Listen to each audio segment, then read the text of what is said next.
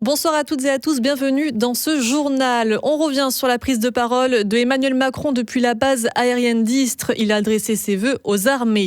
7 ans de prison ferme pour le couple Badache. Le délibéré est tombé pour l'affaire Apollonia. Réaction à suivre. Dans ce journal, nous irons aussi du côté de Cheval Passion, l'événement qui réunit chaque année les passionnés d'équitation du côté d'Avignon. Le président de la République était à Istres aujourd'hui. Emmanuel Macron a présenté ses vœux aux armées depuis la base aérienne et a annoncé un effort militaire sans précédent. 36 milliards d'euros supplémentaires d'ici 2030 pour accélérer le réarmement de la France. Cette enveloppe viendrait s'ajouter à la loi de programmation militaire. Objectif, renforcer les capacités face au contexte sécuritaire actuel.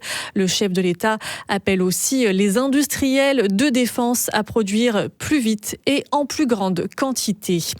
7 ans de prison ferme, 2,5 millions d'euros d'amende chacun et la confiscation de leurs biens immobiliers, créances et bijoux à hauteur de 20 millions d'euros. C'est la peine infligée à Jean et Viviane Badache par le tribunal correctionnel de Marseille ce matin.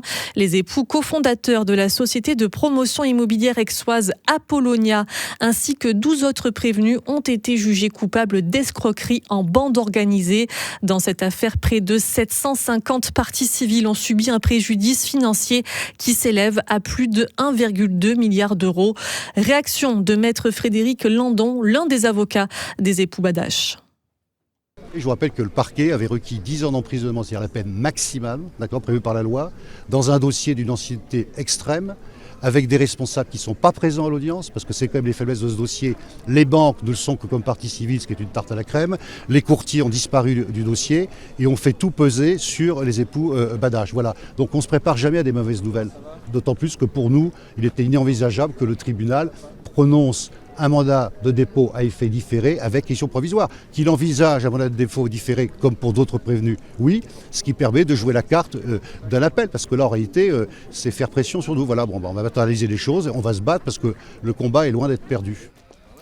Propos recueillis par Rémi Reponti pour Maritima. Vous l'aurez compris, il devrait y avoir un appel. Pour écouter la réaction des parties civiles suite à ce délibéré, rendez-vous sur maritima.fr.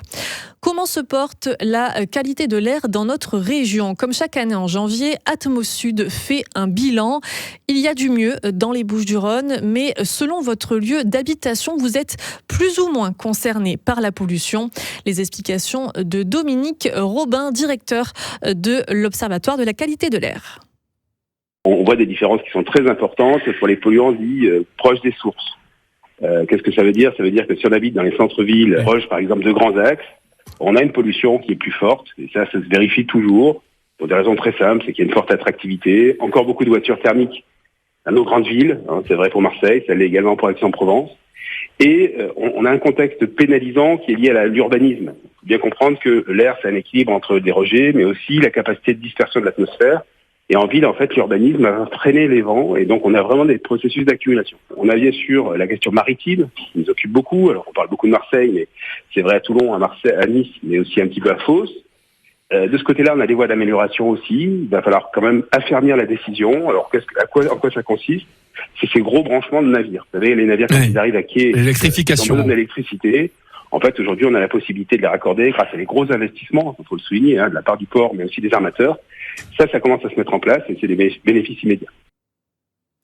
Et toujours selon Atmosud, la qualité de l'air dans les Bouches-du-Rhône s'améliore progressivement depuis une quinzaine d'années. Du sport et cette défaite qui fait mal. Hier soir au stade Francis Turcan à Martigues, l'équipe féminine de l'Olympique de Marseille s'est inclinée 1-0 face à Saint-Étienne. Un revers inquiétant dans la course au maintien. De plus, une nouvelle joueuse est sortie sur blessure. La coach Corinne Diacre s'inquiète face à une situation d'effectif critique. Elle a lancé un appel après le match. On l'écoute. Ça devient compliqué. Voilà. Donc là, je viens de mettre un peu de pression à ma direction parce que il me faut des joueuses. Ça fait un petit moment qu'on sait, même si c'est vrai que la période hivernale n'est pas la plus facile pour recruter. Mais bon, Saint-Étienne a réussi, d'autres clubs ont réussi. Je pense qu'à l'Olympique de Marseille, on devrait pouvoir y arriver. Avec l'effectif que j'ai aujourd'hui, il il faut être malin, mais il faut aussi qu'on m'apporte des solutions. Donc voilà, j'ai demandé à avoir un effectif de 20 joueuses minimum. Aujourd'hui, l'effectif est ce qu'il est, mais l'infirmerie se remplit. Donc voilà, il faut mettre les bouchées doubles. On va rien lâcher. Ça, je peux vous le garantir. Vous pouvez compter sur moi, on va rien lâcher. Par contre, je réclame vivement du renfort.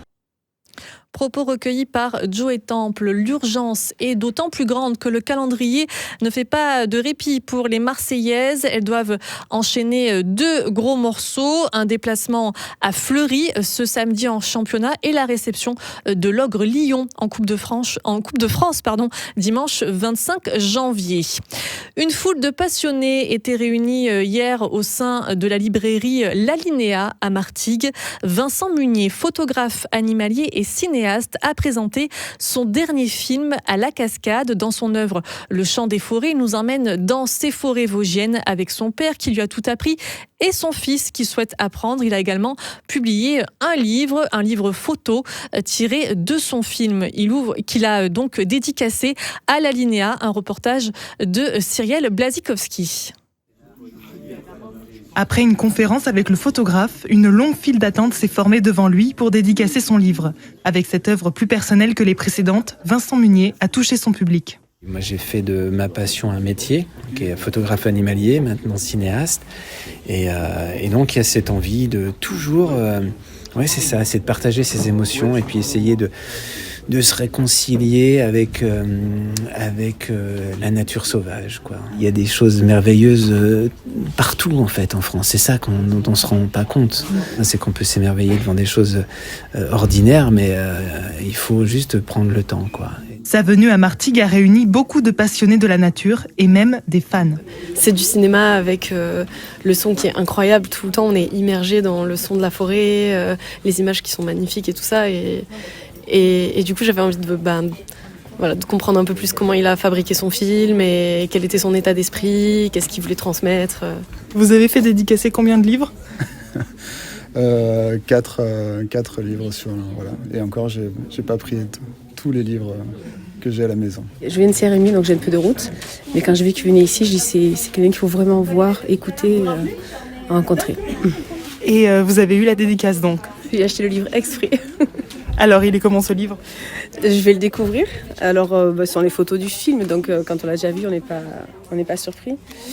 Mais de l'avoir chez soi, c'est beau. En fait, c'est une œuvre d'art. Le film de Vincent Munier, Le Chant des forêts, est encore visible dans les salles obscures.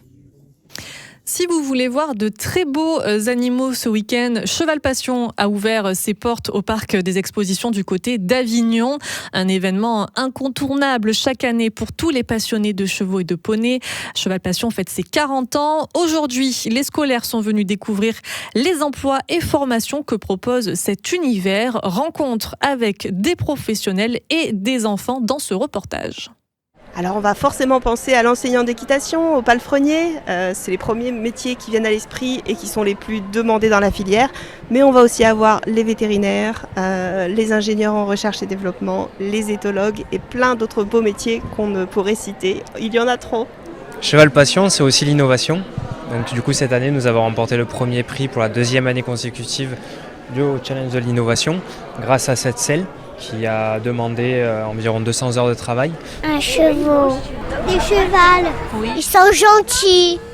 Franchement, je trouve qu'ils sont magnifiques et ils sont pour moi un peu magiques parce que c'est super beau, c'est grand et en plus je sais qu'après il y aura un spectacle. C'est pour voir un peu les nouveautés et le cabaret équestre est toujours sympa.